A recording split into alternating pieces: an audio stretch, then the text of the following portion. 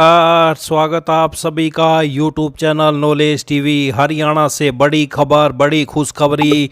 हरियाणा 26 जुलाई 2025 आज दोपहर 4 बजे तक हरियाणा से 7 बड़ी खबरें, घोषणा, ऐलान। क्या है पूरी जानकारी, आइए देखते हैं। हरियाणा की सबसे तेज, सबसे सटीक जानकारी के लिए चैनल को सब्सक्राइब करना ना भूलें। तो चलिए देखते हैं। दोपहर 4 बजे तक हरियाणा से 7 बड़ी खबरें, घोषणा, ऐलान। पहली बड़ी खबर, राहत की खबर। हरियाणा में 1 अगस्त से नए कलेक्टरेट लागू करने का फैसला फिलहाल लागू नहीं होगा, अर्थात रेट बढ़ने से राहत मिल गई है। सरकार ने 1 अगस्त से कलेक्टर रेट बढ़ाने के आदेश को वापस लिया है और अब नया पत्र जारी कर जल्द ही रेटों को लागू करने पर हालात स्पष्ट होंगे। सरकार ने पहले पत्र जारी कर कहा था कि 1 अगस्त से कलेक्टर रेट को लागू किए जाएंगे। अब फैसले पर रोक लगा दी गई है। नायब साइंस सरकार ने 1 अगस्त से नए रेट लागू नहीं होंगे, इस बारे में एक नया पत्र जारी कर दिया है।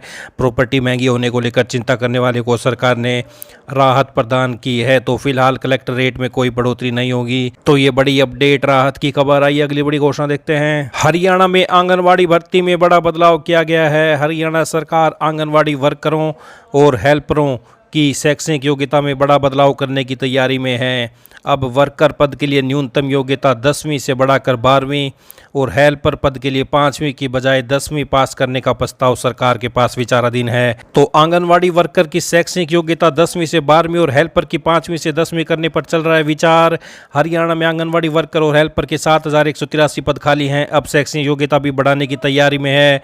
हरियाणा में खाली पद आप देख सकते हैं। हरियाणा में कुल वर्कर की संख्या है 25,962, इनमें खाली हैं 2,638।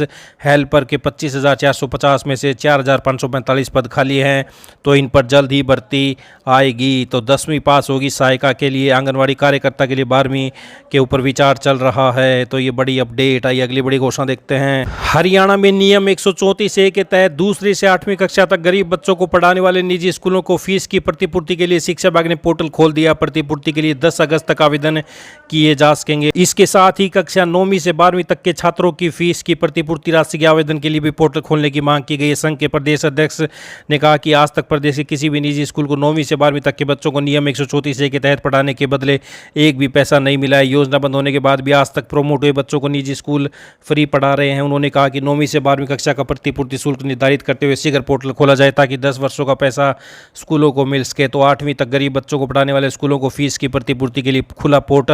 मान्यता प्राप्त स्कूल 10 अगस्त तक पोर्टल पर कर सकेंगे। वहीं केंद्रीय कर्मचारी बुजुर्ग माता पिता की देखभाल सहित किसी भी व्यक्तिगत कारण से 30 दिन का अवकाश ले सकते हैं। तो बुजुर्ग माता पिता की देखभाल के लिए केंद्रीय कर्मचारी ले सकेंगे 30 दिन की छुट्टी। बड़ी अपडेट आई। अगली बड़ी घोषणा देखते हैं। हरियाणा में मानसून के धीमे होने के साथ ही आज रात से मौसम में फिर बदलाव आएगा। 27 जुलाई से फिर से वर्षा की संभावना बढ़ जाएगी। तो भारत मौसम विभाग के अनुसार मानसून अभी कमजोर है, इसके चलते शनिवार को प्रदेश में छिटपुट बूंदाबांदी की संभावना है। मगर 27 जुलाई कल से फिर से मानसून एक्टिव होगा। इससे कई जिलों में येलो अलर्ट जारी किया गया है, तेज वर्षा हो सकती है। तो आज 7 जिलों में बारिश की संभावना। प्रदेश में आज रात से बदलेगा मौसम। तो ये बड़ी अपडेट आई। अगली बड़ी घोषणा देखते हैं। केंद्र सरकार ने 16 जनवरी को 8वें केंद्रीय वेतन आयोग के गठन की घोषणा की थी। 6 महीने बाद भी आयोग गठन की अधिसूचना जारी नहीं हो पाई है। इस पर नाराजगी जताते हुए अखिल भारतीय राज्य कर्मचारी महासंघ ने चेतावनी दी है कि 15 अगस्त तक अधिसूचना जारी नहीं हुई कर्मचारी पूरे देश में आंदोलन करने पर मजबूर होंगे। तो केंद्र सरकार की घोषणा के 6 महीने बाद भी 8वें वेतन आयोग का गठन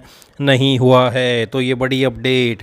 तो ये सभी हरियाणा वासियों के लिए आज दोपहर 4 बजे तक की बड़ी खबरें, घोषणा, ऐलान, पल पल की जानकारी आपको यहाँ पर मिलती रहेगी। तो इस अपडेट में इतना ही।